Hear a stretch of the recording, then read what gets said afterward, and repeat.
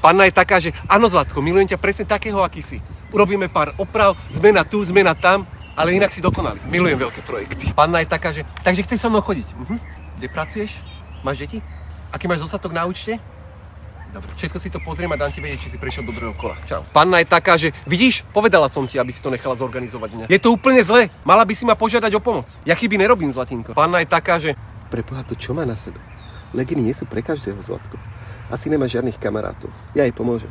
Počkaj, panna je taká, že pripravený? No tak poďme. Počkaj, vyzuj sa. No v týchto topánkach si do môjho auta nesadneš. Buď ich nechaj tu, alebo choď pešo. Panna je taká, že ne, povedz mi viac. Povedz mi všetky informácie. Chcem vedieť všetky podrobnosti. Potom ti dám rady, ktoré zmenia celý tvoj život. Áno, dávam výborné rady. Panna je taká, že ani sa o to nesnaž a rovno sa otoč preč. Už len podľa tej chôdze vidím, že to medzi nami nebude fungovať. Nestrácaj zbytočný čas. Panna je taká, že áno, viem, že ti nadávam. Kritizujem ťa, otravujem ťa.